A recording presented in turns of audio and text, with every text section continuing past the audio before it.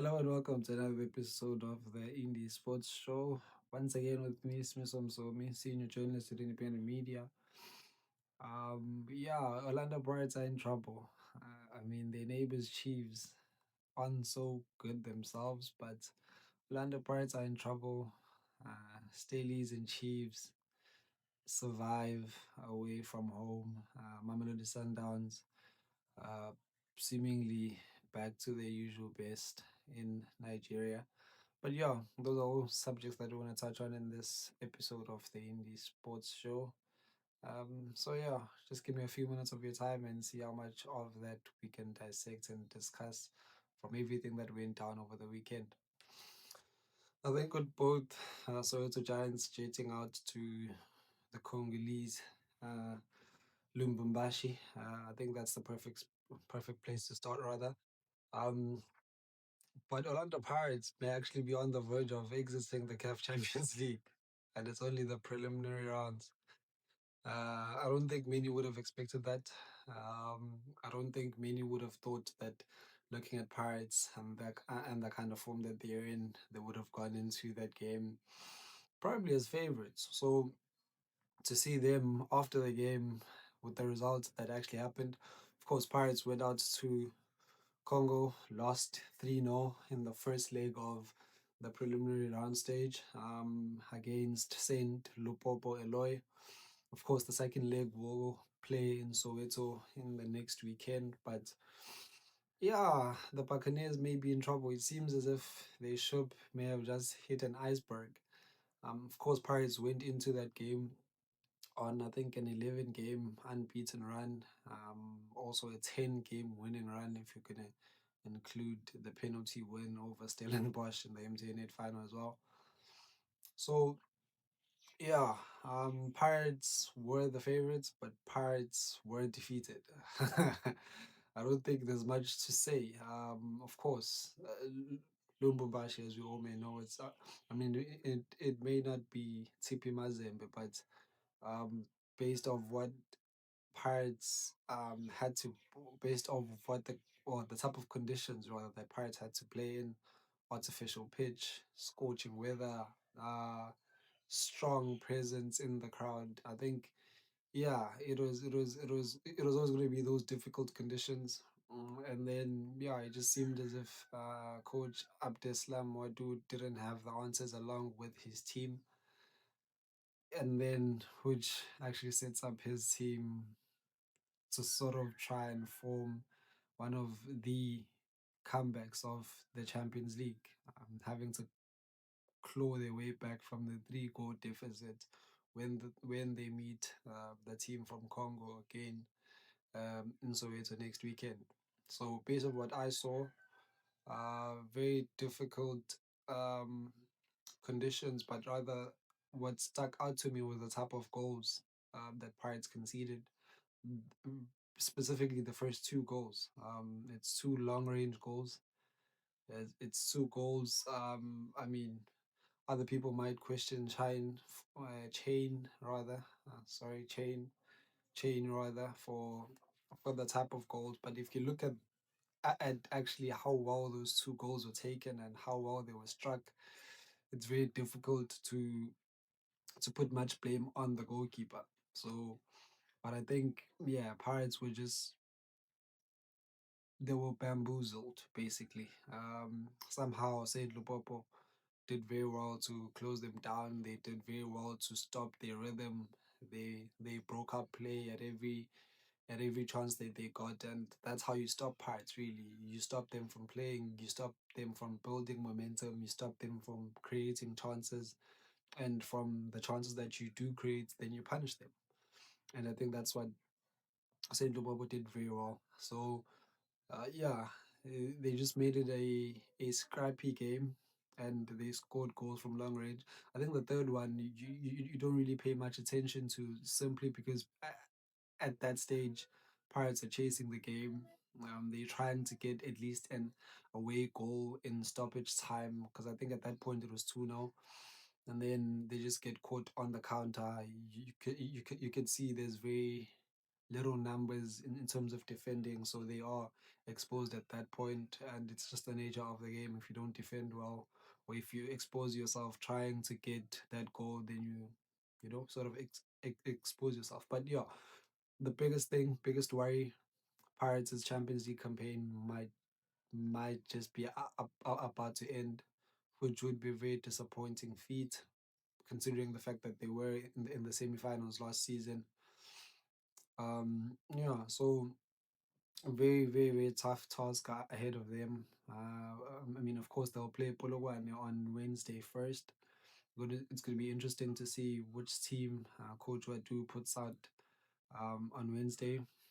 But yeah, a huge, huge task in the second leg of the CAF Champions League awaits Pirates, and let's see if they can pull off the miracle in Orlando. I think the next probably point of discussion is Kaizer Chiefs and Stellenbosch's trips in the CAF Confederation Cup.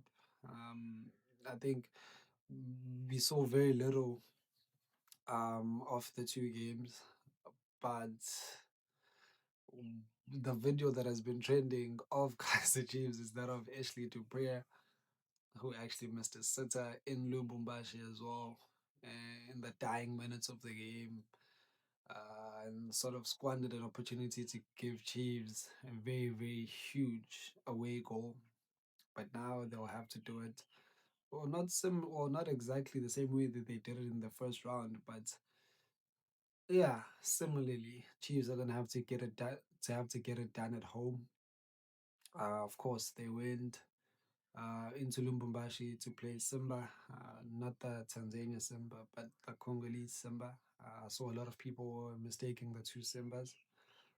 But yeah, they played Simba in Congo, played out to a goalless draw in their first leg of preliminary rounds, second round.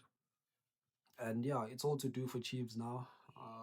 I think if because we didn't really get to see much of the game, the only thing we can possibly base it on is the actual result and what it actually means for Chiefs.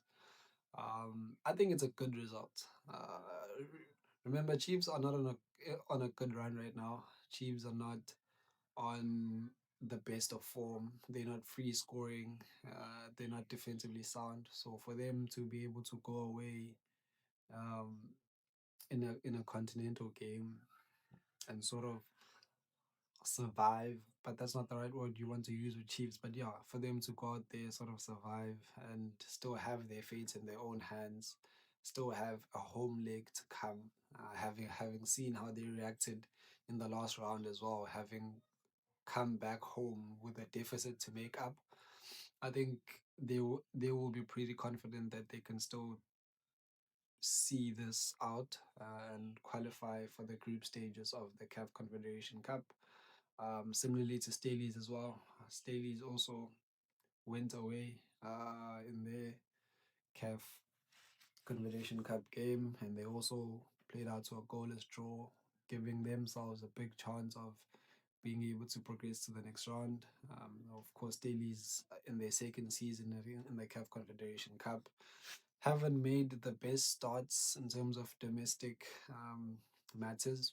I mean, they did play in the MTN8 final, but in terms of the Premiership, they haven't made the best of starts, and therefore maybe a result that required grit, you know, experience, maybe heart more than anything, and they got it done. And yeah, so they're gonna have to see it out as well and see if they can, alongside Chiefs, can book their book their spots in the group stages of the CAF Confederation Cup.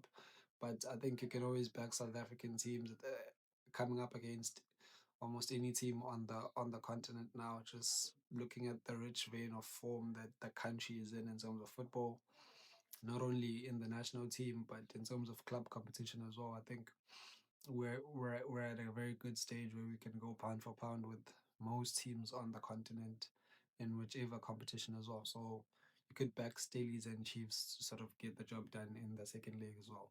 And then finally, the champions, or rather the domestic champions, Mamelodi Sundowns, produce 5-star performance out in Nigeria in their first leg of, yeah, second round, if you want to call it second round, but they didn't actually play the first round. So, yeah, in their first leg, qualifying game against Nigerian side Remo Stars.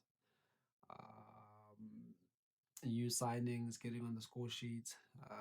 Racino scored a goal. Shasha scored a goal. Jabeleng scored a goal late on as well. I think Saleh scored the other one and Matthews. Yeah, so five different goal scorers for Mamelodi Sundowns. Things sort of, you know, area positive in the armor of Coach Miguel Cardozo recently. I mean, of course, he's been under huge criticism. So for him to be able to get his national team contingent back playing, and for them to go out to Nigeria, um, albeit against not the best of sides on the continent. I don't think many would have heard about Remo Stars before they faced Sundowns. So for them to go out there and exert their quality, exert that much purpose, that much experience, and get the job done. I think I think it's job done there. I mean, if you probably spoke to Coach Miguel Cardozo, he would probably try to play it down, say the result's not over. It's just the first half. They still have 90 minutes to play, but I think that that game is done, and Mamelodi Sundowns may as well be already thinking about the group stages of the Champions League, which takes my next point of discussion rather away from that particular game because it was a very simple game for them. Um, they they are set to play. They are set to play on Tuesday now. Yeah, that that that for me is more of a serious matter than what they had to do in the CAF Champions League. But I mean, Mamelodi Sundowns are used to playing under the toughest of conditions. But yeah, they played on Sunday, and now they have to play on Tuesday in South Africa in the Midweek Premiership. Of course, they're top of the log there, and they will be looking to extend that 1 point advantage that they have over Skukune before Skukune plays again. Of course, they've played more games than anyone, but still, they will be anticipating that they'll have a much busier schedule as the season goes on. So they would much rather play more games now.